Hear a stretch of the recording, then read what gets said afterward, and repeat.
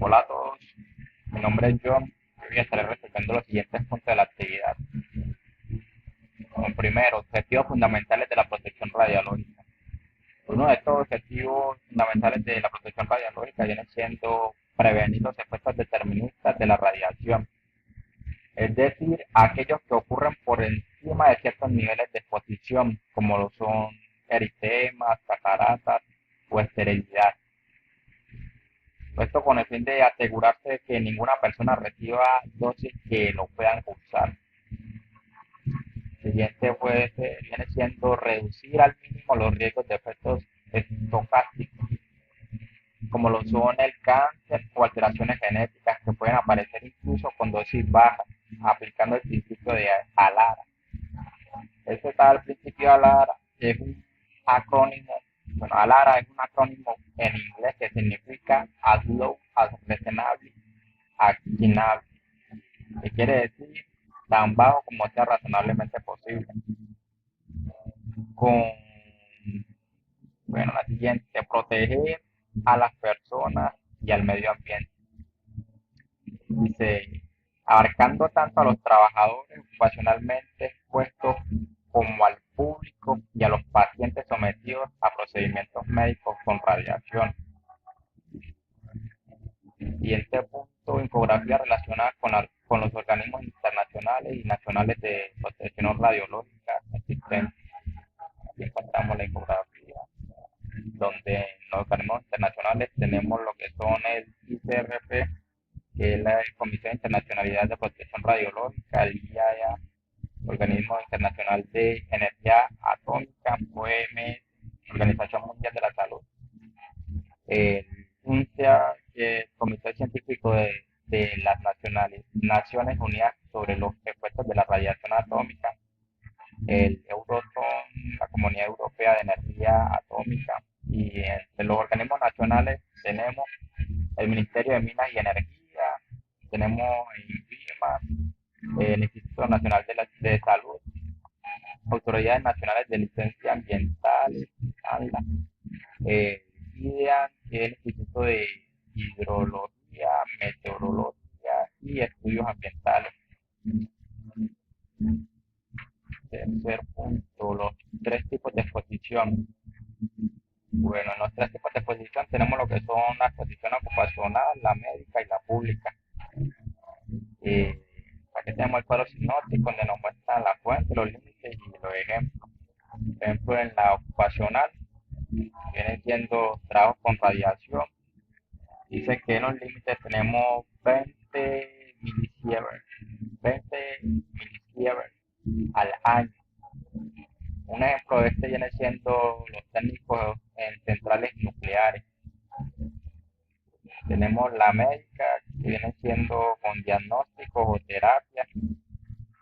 Tenemos las limitaciones, optimización a la, habíamos dicho ahorita, viene siendo tan baja como sea razonablemente posible. Esta la vemos en radiografías de tórax. En la pública viene siendo como en ambiente e instalaciones. Dice un cierre al año, bueno, por año. Esto viene siendo un ejemplo de este, viene siendo los vecinos de hospitales. Cuarto punto, tabla que consigna los límites de dosis anual equivalente para exposición ocupacional, teniendo en cuenta la resolución 1814-34 del 2020 del Ministerio de Minas y Energía de Colombia.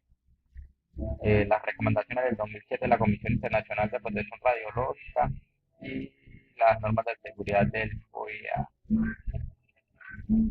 Acá tenemos cuadro donde lo dimos por grupos, tejidos, límites anuales, base legal y observaciones.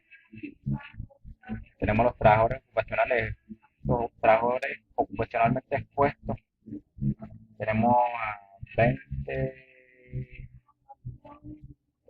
milisievert, viene siendo un promedio de 5 años, máximo 50 años. La resolución 18.34 del artículo 2, observaciones tenemos que incluye dosis totalmente externas más externa. No se debe tener más de 100 milisieverts en 5 años. Cristalinos del ojo, 20 anual, base legal el ICRP 2007. En observaciones tenemos reducción de 150 milisieverts a 20 milisieverts para prevenir cataratas. En la piel tenemos 500 anual, la resolución 18-14-34. En observaciones tenemos un promedio sobre 1 centímetro cuadrado en área más expuesta. Mano y pies 500 anual, resolución 18-14-34. Observaciones aplicable a extremidades. Mujeres embarazadas tenemos que una equivalente al peso tras declaración. ICRP 2007 y de protección adicional al peso una vez declarada el embarazo. Al público no ocupacional, una nueva resolución 18-14-34 limita para personas no relacionadas con prácticas radiactivas.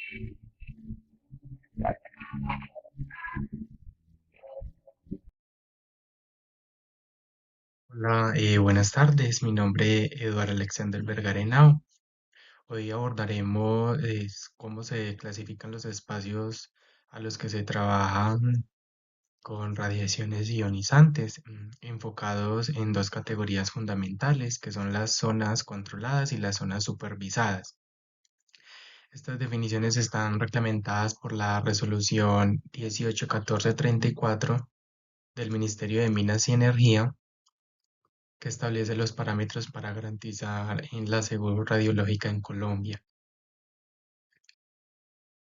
Bueno, muy bien, entonces continuando, encontramos la zona controlada. Este tipo de zonas se aplica en entornos donde la exposición a la radiación puede superar valores seguros si no se implementan medidas estrictas. Aquí el control no es solo administrativo, sino que también es físico. Por ejemplo, en salas de radioterapia o áreas cercanas a fuentes selladas, se requieren como ese monitoreo constante y protocolos estrictos de acceso. Muy bien, bueno, entonces encontramos la zona supervisada. Aunque el riesgo es menor que en una zona controlada, estas áreas, aunque requieren vigilancia, pueden incluir, por ejemplo, pasillos adyacentes a áreas radiológicas o laboratorios donde se usan radionúclidos en bajas cantidades. El objetivo es detectar como cualquier aumento inesperado en los niveles de radiación sin imponer medidas tan restrictivas como tal. Muy bien, esta normativa es la guía como oficial para proteger tanto al personal ocupacionalmente expuesto como al público en general. Establece límites cuantitativos y clasifica como es la zona según la dosis esperada, y es como un documento clave para el diseño y la evaluación de planes de protección radiológica. Bueno, aquí vamos a ver un ejemplo con el intensímetro, la mediación práctica. Vamos a ilustrar cómo se aplican pues como estos conceptos en una situación real de medición. Usaremos un intensímetro para obtener como una lectura a 1 metro de distancia de una fuente gamma. A partir de esa lectura convertiremos como los datos para evaluar, y así miramos el riesgo específico para la piel. Entonces, como lo vemos en la diapositiva, en cuanto a la situación, se mide una tasa de dosis absorbida de 0,33 a 1 metro de una fuente gamma, y se expresa la lectura en MSV/H como dosis equivalente y dosis efectiva en la piel. Bueno, esta conversión de dosis es esencial para entender el impacto biológico a la radiación.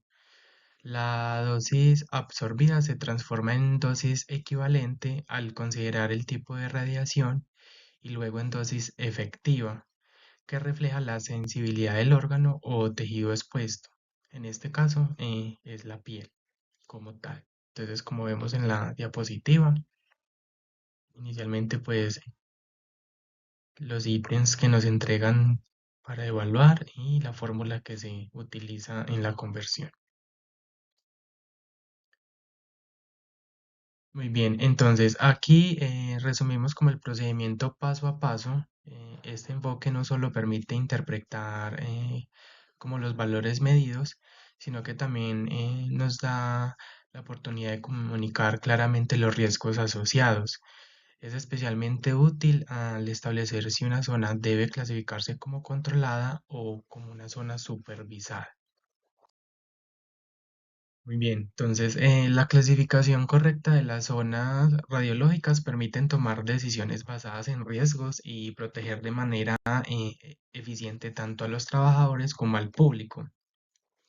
Entender cómo interpretar las mediciones y aplicar los factores adecuados es esencial para una práctica segura y responsable. Muchísimas gracias. Cordial saludo, mi nombre es Yureidi Tuberquia Pozo. A continuación voy a hacer la presentación de la tarea número 4 de radiobiología y radioprotección. Los puntos a exponer es el punto 9 y el punto 11. Punto 9. ¿Qué elementos de protección radiológica debe utilizar el tecnólogo en salas de intervencionismo e indicar cómo deben ser usados? A continuación, se evidencian en las imágenes los elementos que se deben usar. Es el protector de tiroides, el cual va ubicado en la parte del cuello, esta parte de acá. Protector de cabeza, pues ubicado en la cabeza. Las gafas, el delantal, el que cubre pues prácticamente todo el cuerpo. Hay de una pieza o hay de dos piezas. Em, los lentes, los guantes plomados y los protectores gonadales. Para los niños sería ubicado en los testículos y para las niñas en la parte de los ovarios. Tenemos el dosímetro, los cuales se usan de muñeca, abdominal, el de solapa o en anillo. Y los elementos de protección móviles, que son como biombos o mamparas, las cuales uno puede mover y ubicar donde usted desee tener su protección. Punto 11. En la práctica, ¿cómo un tecnólogo debe aplicar los principios de protección radiológica en radiodiagnóstico y medicina nuclear? Bueno, los principios de protección radiológica son tres, los cuales son justificación, optimización y limitación de dosis. Ejemplos de la justificación es la práctica clínica en la que hablamos la adecuación de las pruebas. Todas las exploraciones están orientadas a obtener una información, debe venir especificada por el médico, la justificación del examen que se va a hacer y para el tratamiento que se va a realizar. La optimización son las exploraciones que se deben realizar empleando la menor dosis de radiación posible para conseguir la información pues, que se pretende obtener para los diagnósticos. Debemos tener equipos con buena calidad y buen mantenimiento para que los estudios salgan correctos. Los límites de dosis van más que todo enfocados a los tecnólogos tanto